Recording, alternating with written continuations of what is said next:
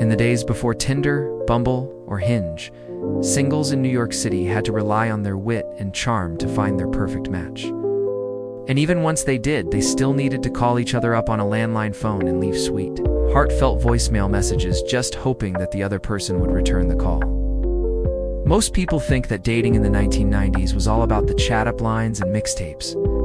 And while both of those things were definitely part of it, the way that people actually met before they started flirting wasn't always so different than today.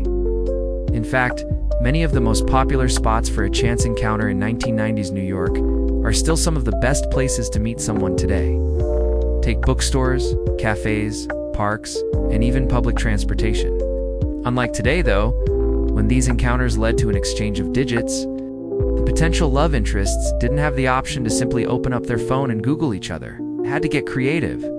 For example, if someone at the bookstore thought that the object of their affection was cute, they might try to strike up a conversation with them about the book they were reading, then ask if they knew where they could buy a copy of the same novel. If the person they asked agreed to help them out, they could then slip their phone number onto a piece of paper and hand it to them like this adorable vintage bookstore clerk from You Have Got Mail. Or if two people met on the subway and hit it off, the guy might offer to walk his new crush to her stop, but not before slipping her his phone number in case she wanted to call him after he let her off at the train station.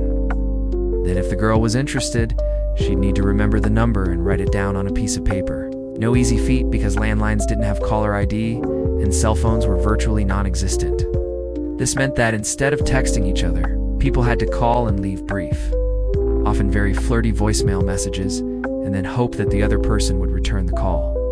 It was a much slower process, but oftentimes much more exciting than our modern-day text-based hookup culture.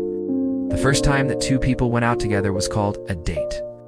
And if you wanted to impress your sweetie, there was no shortage of charming, cozy cafes in New York City to choose from. Sure, Starbucks was around by the mid-90s, but independent coffee shops were still the dominant force in the city, and they made the perfect setting for a low-key daytime date.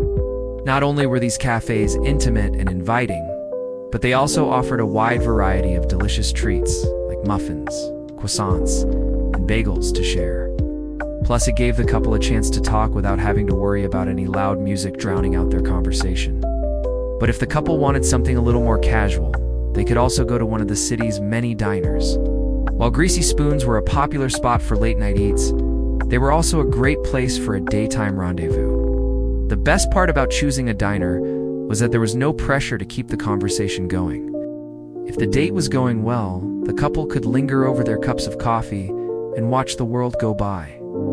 But if it wasn't, they could always escape to the safety of their separate corners and pretend they'd never met. Now, regardless of what neighborhood you were in, there was always something special about taking an evening. Stroll through the park with your sweetie. And in the 90s, New York City was full of gorgeous green spaces, perfect for a romantic walk. Couples could take a leisurely stroll around Central Park, admire the flowers in Prospect Park, or even rent a rowboat and paddle around the lake together. The best thing about meeting someone in the park was that there was no shortage of things to talk about. From the playful squirrels to the blooming flowers, there was always something beautiful to marvel at and discuss. And if you were lucky enough to live in the Big Apple during the 90s, chances are you met someone special in the city's most iconic landmark, New York City's public library. Who could forget Tom Hanks and Meg Ryan's classic meet cute in the 1998 movie You Have Got Mail? Well, it turns out that this scene was actually based on a real-life encounter between author Michael Fields and New York librarian Vicki Morris. Fields had been searching for a rare book in the library when he accidentally bumped into Morris, who helped him track down the item. Soon after their chance meeting, they began dating and eventually got married. If you want to learn how people actually dressed when they went out on dates during the 1990s, check out this video next.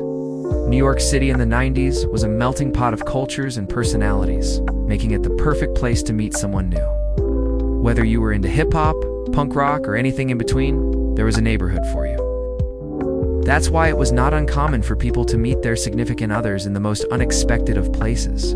Take, for example, Madonna's music video for Take a Bow.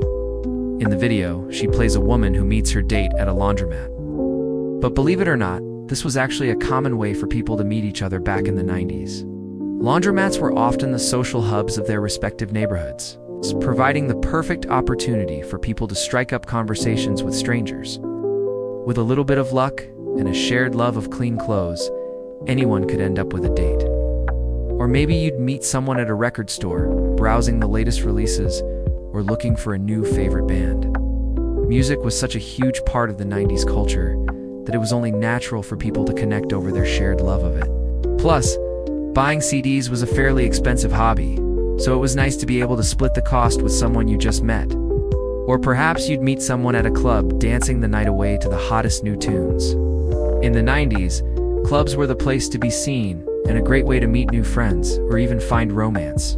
With thumping music and strobe lights everywhere, it wasn't hard to get lost in the moment and meet someone special. Just make sure you had a plan to get home safely afterward. When it comes to dating, there's nothing more important than making a good first impression. And in the 90s, singles in New York City had plenty of opportunities to show off their charm. But what exactly did a typical date look like in 90s New York? Well, it all depended on who you ask. For some, a classic date involved heading to a jazz club to listen to live music, sip on some wine, and maybe even do a little dancing. Others preferred a more low-key evening, which could be spent bowling, playing board games, or catching a movie. And let's not forget about the ultimate 90s date, going to see a live concert. With bands like Nirvana, Pearl Jam, and the Backstreet Boys dominating the airwaves, there was always a great show to catch. Of course, no matter where you went or what you did on a date in the 90s, you had to dress the part. Think flannel shirts, ripped jeans, and plenty of neon colors. After all, it was the decade of excess, and expressing yourself through your clothing was a must. So whether you were into grunge, preppy, or hip-hop fashion, you had plenty of options to choose from. And hey, if the date wasn't going well, there was always the classic 90s move of breaking up over a cup of coffee. After all, what better way to end a date than with a bittersweet farewell over a steaming cup of joe? Not only did New Yorkers have to rely on their wits to meet someone special, but they also had to be prepared to put their best foot forward when a potential love interest came along. Between striking up conversations with strangers, in laundromats putting their fashion a game on full display at clubs, and expressing themselves through mixtapes, singles in New York City had to be creative and confident to find success in the dating world. It was a tough job, but someone had to do it. It may seem like a world away now, but dating in the 90s really wasn't that different than it is today. Sure, there were some unique challenges that came with living in the pre-internet era. It's like having to memorize phone numbers and use payphones to call your date. But at the end of the day, people were still trying to do the same thing, find love in a big city. And while it may seem like the 90s were filled with more awkwardness and uncertainty than today, that was probably only because there were fewer rules and expectations. People were free to be themselves and let fate take the wheel, which often led to some pretty memorable experiences. So if you ever find yourself single in the Big Apple, remember that you're not alone. Just put yourself out there, strike up a conversation with a stranger and see where it goes. You never know who you might meet. What are your thoughts about dating in the 90s? Let us know in the comments below. And don't forget to like and subscribe for more fun nostalgia videos. Thanks for watching.